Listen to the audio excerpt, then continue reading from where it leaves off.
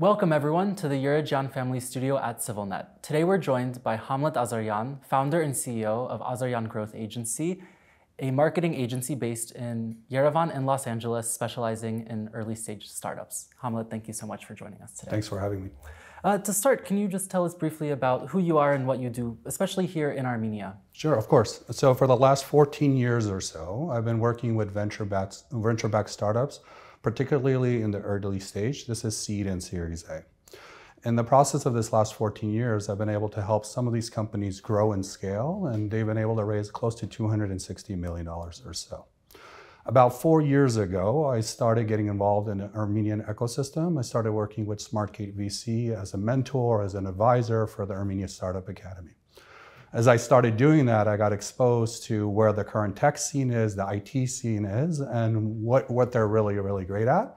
And I wanted to start providing more and adding more value back to the ecosystem.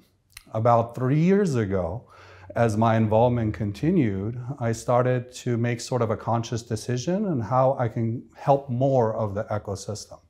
For a very long time, given the track record I've had for the different VCs, portfolio companies that I had to work with, they would continuously come to me, and I was a growth advisor, and they would ask, hey, Hamlet, can you help additional companies of ours? And I would say, honestly, how do you want me to do that? I'm already full. I have three different portfolio companies I'm working with. I just don't have time anymore. But when I saw the gap in the Armenian marketplace, I chose at this point to say, you know what, maybe I need to transition what I have to be able to provide a bigger impact. So at that point, I started saying yes. So I said yes to one. I said yes to a second. I said yes to a third. At this point, I didn't even have a team in Armenia. I had no one here. I just had a few contacts that I had made through the ecosystem. And I chose to start building the foundation of what is the agency now today. I started going through the process. I started hiring, and then the war occurred. So as the war occurred, that actually was a transformational moment for me. I went back and I told all of the startups that I had for years been saying no, that I can't take you on. I asked them if it's okay for this given period for them to wait a little bit longer. They all said yes, we would, no problem at all. I then turned around for the early team that I had hired. At this point, we were 4 of us. And I said, hey, let's try to give back as much as we could to the ecosystem. We ended up partnering with Co-op. We started working with the families of Artsakh, trying to help additional funds and capital to be able to find homes for them as they were displaced because of the war. As the war ended, I knew I had to do more. This now had become the crystallization moment for me that I knew, what else can I do? What else can I provide? And that became the transformation that I committed to building the agency. The agency now has 11 people. We're growing even in a global economic downturn. We're hiring 7 more additional people, so we'll be up to 18 people very soon. And we're trying to provide more value back to the ecosystem. And the way we're doing that come September or October of this year, we're planning to launch an academy that's going to be supporting the whole ecosystem as a whole, that's going to provide merit-based scholarships for the students that are going to learn our strategies, our playbooks, our go-to-market strategies, and also help the startups that we currently cannot partner with because they can't afford our rates that we charge. Oh, that's great. I'm wondering, I think it's really interesting that you have been here to witness kind of over the past 4 years how the business environment has changed. So I'm wondering, where do you see Armenia's business environment right now? And kind of having that outsider perspective, where do you see the strengths and where do you see room for improvement? Great question. So I don't see it as strengths or improvements. I see it more as like opportunities. So the way I kind of will try to describe the Armenian opportunity is there's a billionaire investor and hedge fund manager, Ray Dalio, that I admire, that inspires me, that I kind of look at, and he has this notion of principles of success. And the way he describes the human path or the human journey is people are very individualized. They set certain goals or certain tracks that they want to accomplish.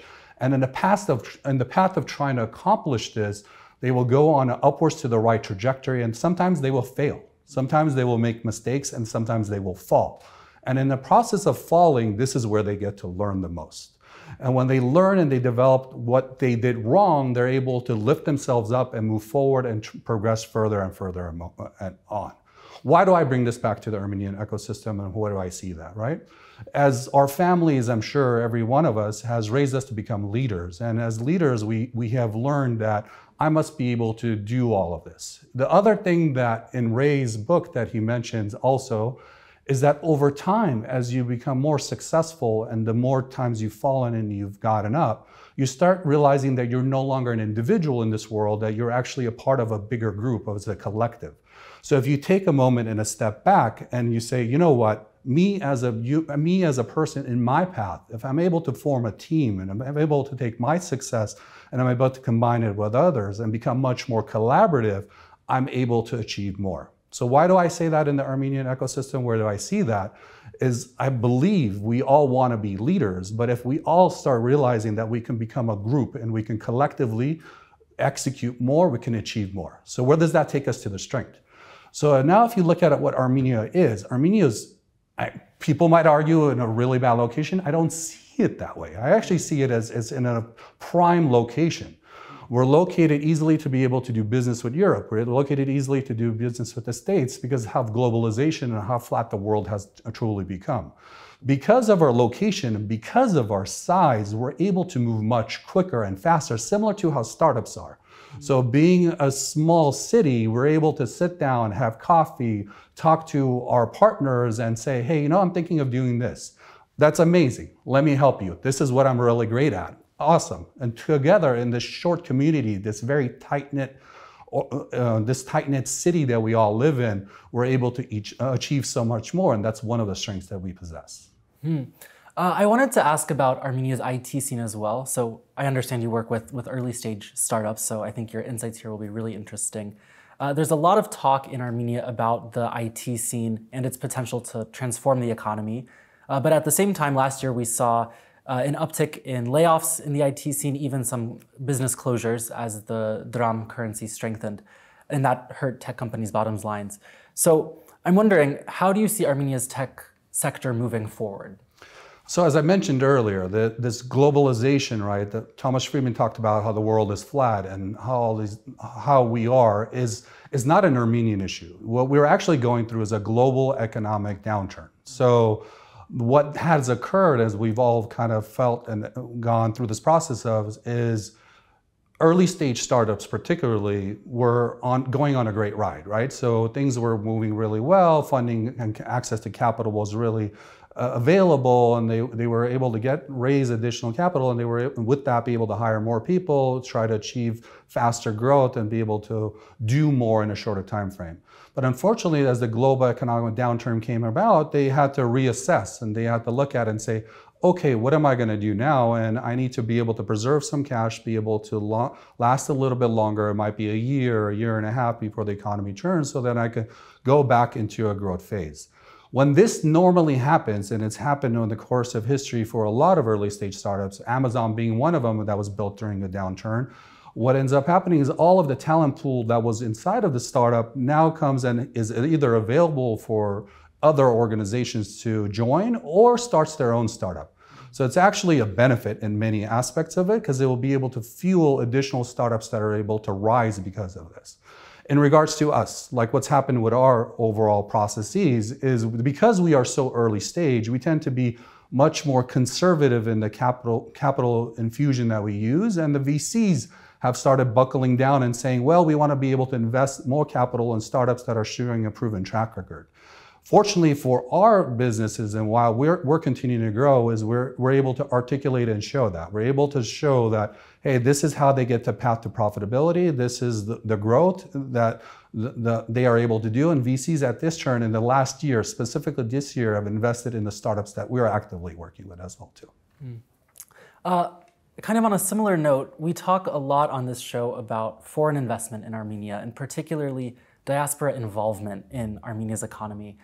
I'm curious, what advice would you have for someone in the diaspora who may be watching this and is interested in starting a business in Armenia or investing or just getting involved, but doesn't know how to go about doing that? What would you say?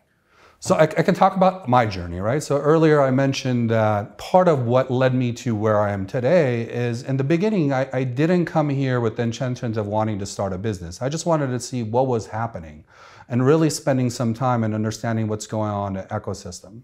As time evolved, as I learned what was available or where the gaps was, where I also realized I can bring some value add. And the value add that I was able to bring was the skills and the knowledge that I had been able to learn in the last 12 to 13 years, that I saw a clear open gap in the Armenian marketplace. So from that perspective, I think for anyone in the diaspora, it's not really about bringing capital. That's not what's really important or necessary at this stage in time. What's really important and necessary is bringing the knowledge with you and the lessons you've learned and how you can help provide an impact. And that impact can easily translate from 1 to 5, 5 to 10, 10 to 100. And becoming with that mindset on where you are and how you can provide more gives you that energy and initiative to be able to want to achieve much greater things. Absolutely. Well, Hamlet, thank you again very much for your work and for taking the time to join us today. We appreciate it. Thank you, Mark. Absolutely. And thank you for joining us on CivilNet.